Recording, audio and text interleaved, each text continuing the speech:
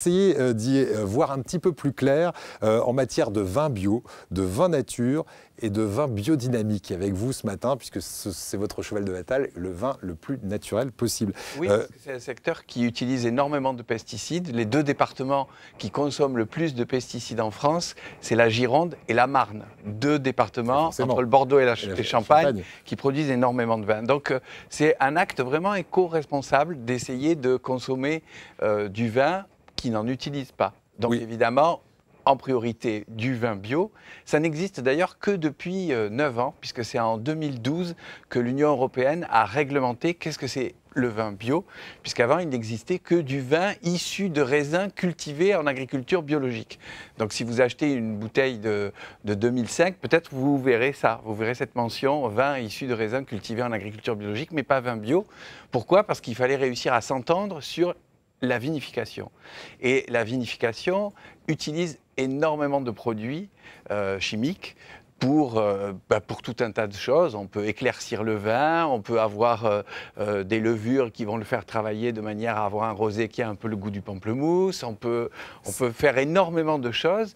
Et dans la viticulture conventionnelle, déjà, il fallait s'entendre pour trouver un cahier des charges bio. Alors, le cahier des charges de la vinification biologique, évidemment, comme on était 28 et qu'il fallait s'entendre à 28, je ne sais pas si vous avez déjà fait des réunions de famille à 28, mais ce n'est pas toujours facile de s'entendre. On est un peu moins que ça chez nous, mais franchement, ça ne doit pas être facile. Et donc, on a pris le plus petit dénominateur commun. Derrière ça, il y a des gens qui ont dit « Ouais, c'est bien le vin bio, mais franchement, on pouvait aller beaucoup plus loin. Nous, on souhaite aller plus loin et faire des vins nature. » Alors, vraiment, la différence entre bio et nature, c'est qu'il y a encore moins d'additifs dans un vin nature qu'un vin bio. C'est ça. Bon, je pense qu'on va voir une illustration, une image avec les différents types de vins tels qu'ils existent. La liste des produits qu'on peut utiliser en conventionnel. Vous savez qu'il n'y a que le sulfite qu'on doit mentionner sur l'étiquette à partir du moment où il est supérieur à une teneur de 10 mg par litre. Mais il faut savoir que même du vin nature, il y a un peu de sulfite dedans parce que le processus de vinification fait que le vin produit ses propres sulfites. Naturellement. Naturellement. Après, souvent, on en rajoute, surtout quand on a fait une vendange qui n'est pas... dont la qualité sanitaire n'était pas nickel, donc on a peur que ça fermente mal, grosso modo que ça tourne vinaigre. Qu'est-ce qu'on fait? On charge en sulfite. Et c'est ce qui fait que quand vous buvez un vin, si vous vous en souvenez le lendemain, c'est qu'il y a eu trop de sulfite. On s'en souvient là, au niveau de la barre du front? C'est ça, oui, c'est normal. Donc, ça, c'est à éviter. Donc voilà. Ça, c'est plutôt dans le vin traditionnel ou le vin bio. Mais je comprends qu'en vin naturel, je n'aurais pas le problème. Déjà, le vin bio, il y a déjà moins de sulfite dans le vin bio que dans le vin conventionnel.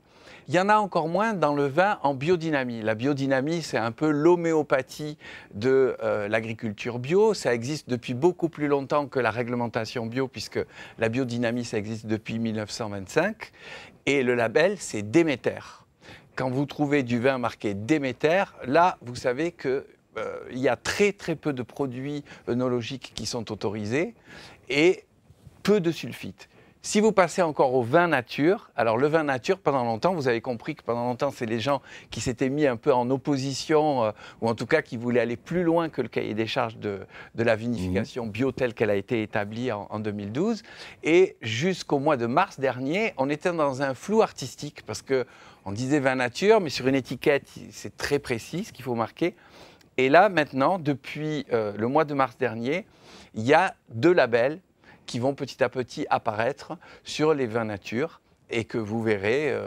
Alors, et vous savez déjà ce que c'est ce Oui, label, on va vous les afficher. Alors, affichez-nous les labels parce que ce serait bien qu'on puisse Alors, vous n'allez pas aller vers ces labels-là. Alors, en vin nature, pour l'instant, on trouve...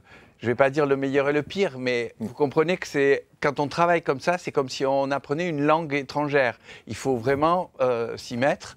Et il y a des choses qui sont superbes, qui existent déjà, et il faut les choisir. Et alors, si vous allez dans un restaurant, faites comme moi, vous demandez du vin bio, on vous dit il n'y en a pas, vous dites ben, je prends rien.